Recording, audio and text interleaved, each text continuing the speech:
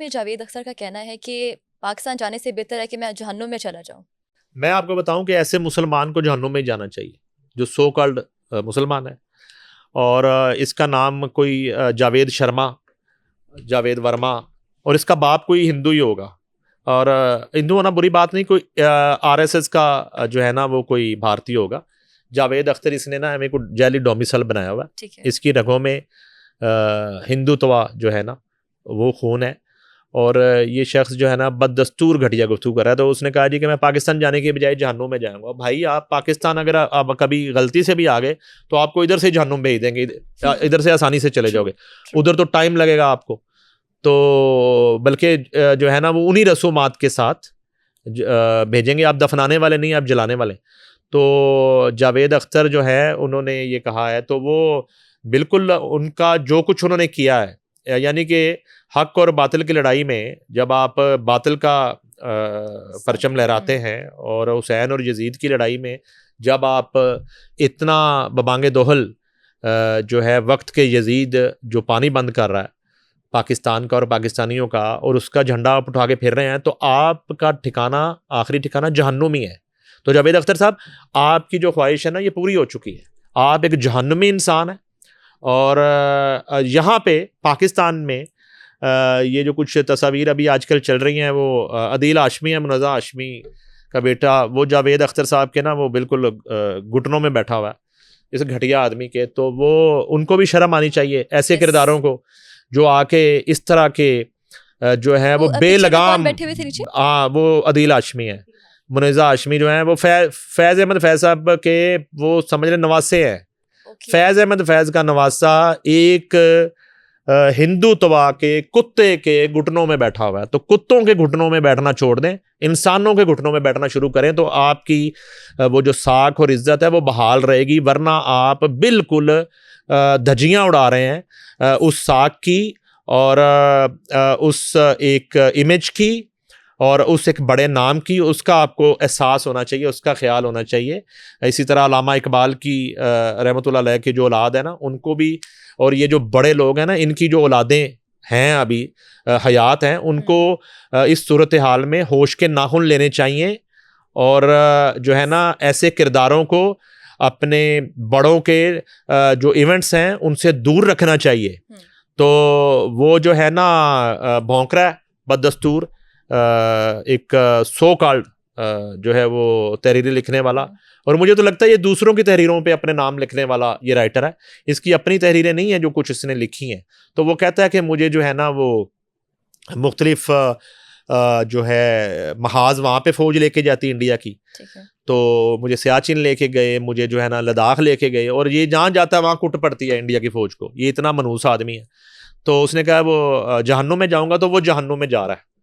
पाक भारत जंग के बाद इंडिया की बुखलाहट में कमी आई है या अभी भी मोदी के सर पर जंग सवार है?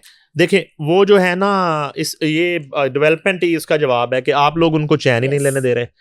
अब वो मोदी जो हैं, अब तो वो सुना है कि वो नींद की गोलियां खा के भी उनको नींद नहीं आ रही। मोदी साहब जो है उनको नींद ही नहीं आ रही। अब हर 2-3 दिन के बाद आप कुछ ऐसा कर देते हैं, और उसके बाद DGMOs की जो मीटिंग्स होती हैं उसमें आप अपनी शराइत पे अड़े हुए हैं कि सिंध ताश मुआहदे की मुस्तकिल बहाली, और कश्मीर इशू का सलूशन, और एक सरहदी खुद मुख्तारी जो है उसको यकीनी बनाना। तो ये पॉइंट्स तो उनको पहले ही जो है एक बेचैनी है पूरी उनकी फोर्सेस के साथ जो कुछ हुआ। और इस वक्त उनकी अफवाज से बिल्कुल इंडियन जो कौम है और एक आम शहरी है उसका एतमाद उठ चुका है, और एक बेएतमादी और बेयकीनी की फ़िज़ा है पूरे इंडिया में। और बीजेपी की हुकूमत बिल्कुल इस वक्त लड़खड़ा रही है। नरेंद्र मोदी जो है ना, पहले ही मैं बता रहा हूँ कि उसको नींद नहीं आ रही, और वो नींद की गोलियां खाने पे मजबूर हो गया है। और उसके बाद इतना बड़ा एक हथौड़ा पाकिस्तान की हुकूमत ने मारा इनके सर पे कि जनरल आसिम मुनीर को फील्ड मार्शल के ओहदे पे तरक्की दे दी है। तो लेकिन जो उनकी एक घटियापन है वो आपसे मैं शेयर कर लेता हूँ कि ये एक न्यूज़ मैं पढ़ देता हूँ कि मार्का हैक ऑपरेशन बनियानुल मरसूस की अहमियत को कम करने के लिए भारत का बड़ा मनसूबा बेनकाब हुआ। अच्छा, पाकिस्तानी मुसल्लह अफवाज के हाथों ऑपरेशन बनियानुल मरसूस में हजीमत उठाने के बाद भारतीय सरकार और मुसल्लह अफवाज ताहाल तड़प रही है। ये आपके सवाल का जवाब है।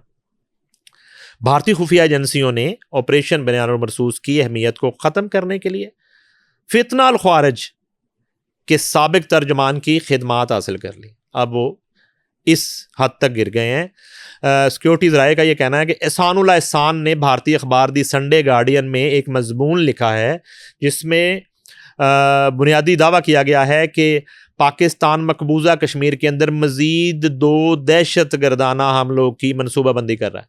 एहसानुल एहसान को ख्वाब आया और ख्वाब जो है उसने उस अखबार में पढ़ के सुनाया अपना। भारतीय मीडिया में इस तरह की खबरें चलाने का मकसद कामयाब ऑपरेशन बनियानुल मरसूस की अहमियत को ख़त्म करने की एक नाकाम कोशिश है, ये हमारे सिक्योरिटीज़ राय का कहना है। इसके साथ ही हकीकत में भारत एक बार फिर मकबूजा कश्मीर में पहलगाम के बाद मज़ीद फॉल्स फ्लैग ऑपरेशन की तैयारी कर रहा है। अब समझ आई आपको बात। अब वो प्लान इस तरह का कर रहा है। अब एक करैक्टर उन्होंने ढूंढा है जो कालदम तंजीम का एक मतलूब दहशतगर्द है। वो कहता है जी कि पाकिस्तान इस तरह की कोई कार्रवाई कर सकता है कश्मीर में। अच्छा, आ जाके पूरे इंडिया में तमाम कार्रवाइयाँ पाकिस्तान कश्मीर में ही कर रहा है, जहाँ हमारे कश्मीरी बहन भाई बस रहे हैं, तो हम सारी कार्रवाइयाँ वहीं करेंगे। अच्छा, उसके बाद एहसानुल एहसान जो फितना अल ख्वारिज का तर्जमान रहा है का ये मजमून भारत के मकबूजा कश्मीर में फॉल्स फ्लैग ऑपरेशन की तैयारी की दरअसल गवाही है। ठीक है जी। उसके बाद अखबार संडे गार्डियन एक प्रोपेगेंडा टूल के तौर पर भारतीय एजेंसी से मुंसलिक है, ये इसके शवाहिद भी मौजूद हैं। भारतीय खुफिया एजेंसी रा इस अखबार को माली मुआवनत फराम करती। अब आपको समझ आ गई ये कड़ियाँ कहाँ तक मिल रही हैं। माली आंत के बाद ये अखबार तहरीक तालिबान और इनके हामियों को मीडिया और मालूमाती प्लेटफॉर्म मुहैया करने के लिए इस्तेमाल करते हैं। अखबार का मालिक कार्तिकिया शर्मा, ना ही इतना इसका गंदा है, मोदी के करीबी साथी और RSS के सख्त गिर नजरियात का हामी है। अच्छा, आप ये सारी कहानी जो है ना घूम रही है रा और संडे गार्डियन के गिर्द। द संडे गार्डियन के मरकजी लिखारी अभिनंदन मिश्रा एहसानुल एहसान के फरार की खबर देने वाले पहले साफी थे, जो भारतीय इदारों की अंदरूनी मुदाखलत को जाहिर करता है। एहसानुल एहसान फितनातुल ख्वारिज और भारतीय खुफिया एजेंसी रा दोनों से करीबी ताल्लुक रखता है और उनके दरमियान राब्ते का किरदार अदा करता है। भारतीय खुफिया एजेंसियाँ एहसानुल एहसान का नाम इस्तेमाल करते हुए मामूल के मुताबिक मज़ामीन लिखवाती हैं। एहसानुल एहसान के मुमकिना तौर पर भारत में रूपोश होने की इतला भारतीय एजेंसियों के इल्म में ना आना हैरान कुन है। दर हकीकत भारतीय एजेंसियां एहसानुल एहसान का नाम इस्तेमाल करते हुए अपनी ही जैली खबरें फैला रही हैं। ये मैं आपको एक स्टोरी जो है आपके साथ शेयर की है। इसके साथ ही इन्होंने एक प्रोफेसर अली खान, उसको गिरफ्तार कर लिया इंडिया में। वो प्रोफेसर जो है उसने कुछ सवालात उठा दिए। उसने जो है वो एक जो फॉल्स फ्लैग ऑपरेशन है पहलगाम वाला, उस पर सवाल उठाए। उसने 6 और 7 मई की रात जो हुआ भारतीय फोर्सेस के साथ, उस पर सवाल उठाए। उसने बीजेपी के हुकूमत पे सवाल उठाए और उसको गिरफ्तार कर लिया गया। इसके साथ ही साथ एक इतला इससे जुड़ी हुई है कि हमारे एक सीनियर एंकर है नजम सेठी, वो जो है उनका किसी भारतीय एंकर ने इंटरव्यू किया है, उस पर FIR दर्ज होगी कि आपने किसी पाकिस्तान, यानी कि आप जो है सहाफत भी नहीं कर सकते उस मुल्क में। आप किसी पाकिस्तान के एंकर का किसी तज्जिया कार को नहीं ले सकते अपने प्रोग्राम में। और एक ब्लैकआउट की सूरत हाल है और उसमें जो है वो इनका किसी ने इंटरव्यू किया है, नाम अभी तक मेरे सामने नहीं आया उनका, लेकिन वो उस इतला है कि उस एंकर पे FIR दर्ज हो गई है, उसकी गिरफ्तारी के लिए छापे मारे जा रहे हैं। तो ये इस वक्त भारत की जो है वो सूरत हाल है।